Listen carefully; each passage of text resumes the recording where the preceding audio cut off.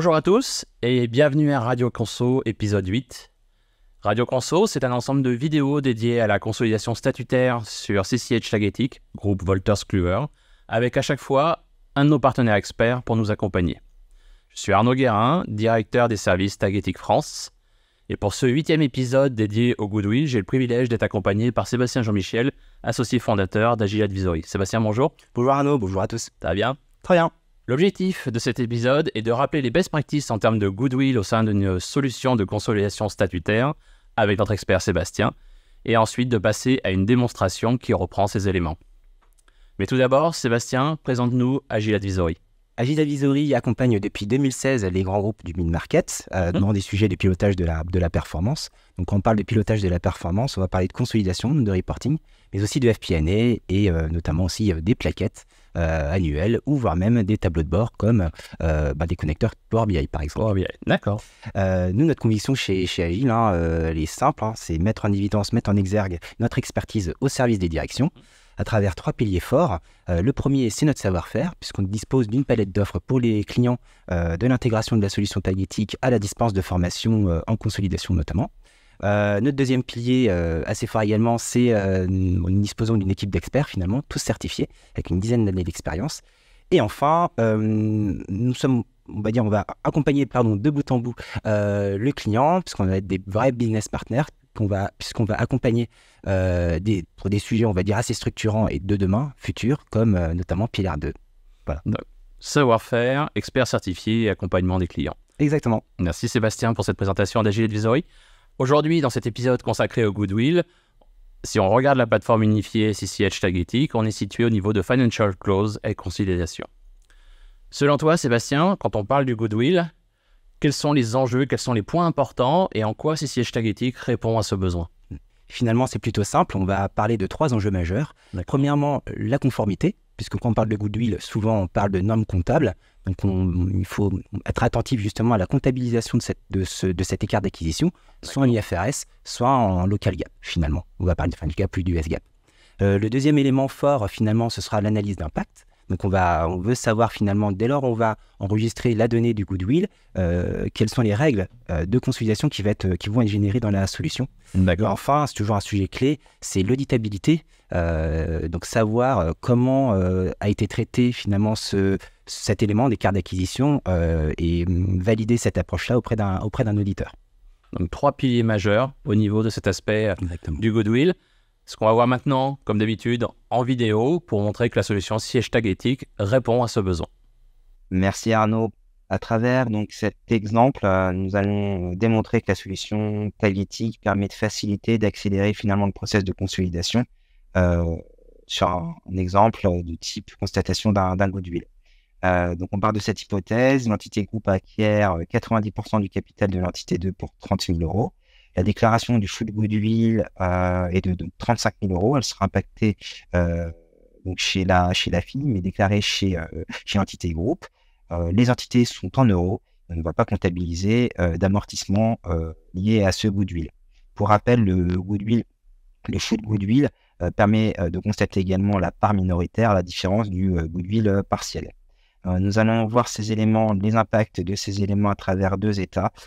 Un premier bilan consolidé par flux, permettant de constater les 3 impacts majeurs liés à cette opération. La première, c'est bien évidemment l'entrée de l'entité au niveau de l'entrée de périmètre, du flux d'entrée de périmètre. La deuxième, c'est la constatation du cash, la diminution du cash permettant de financer finalement les titres de participation. Et enfin, la constatation du Goodwill à hauteur de 35 000 euros chez la fille et toujours au niveau du flux d'entrée de périmètre.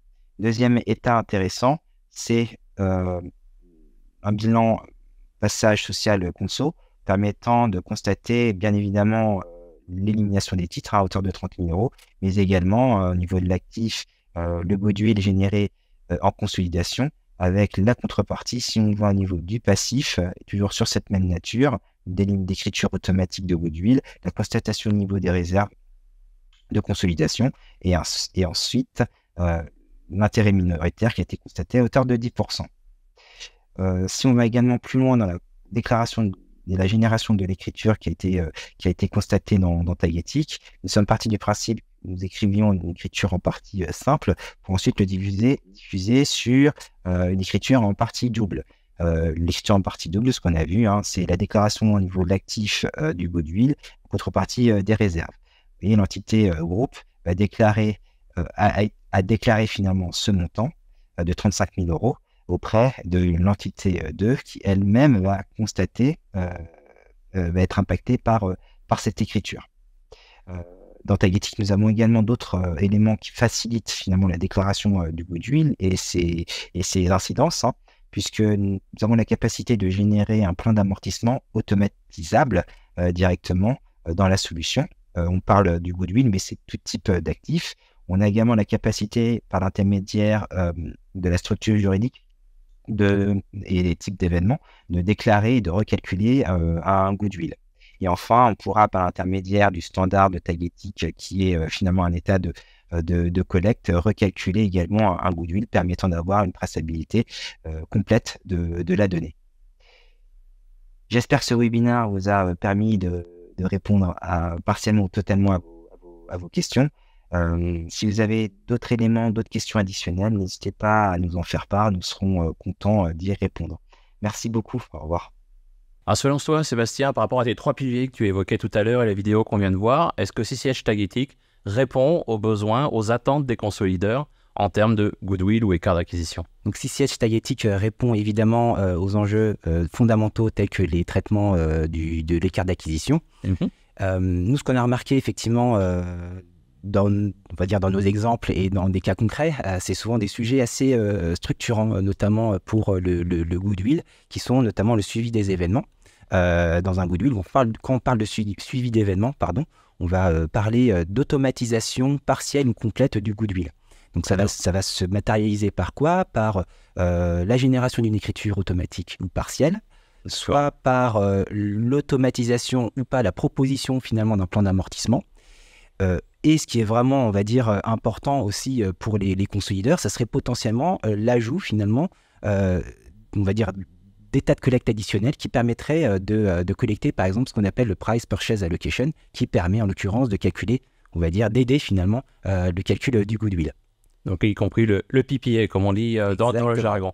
Merci beaucoup Sébastien pour cette parole d'expert sur le goodwill. Avec plaisir. On vous retrouve la semaine prochaine pour l'épisode 9 consacré aux éliminations des dividendes avec à nouveau notre partenaire expert Agile Advisory. Merci Sébastien. Merci Arnaud.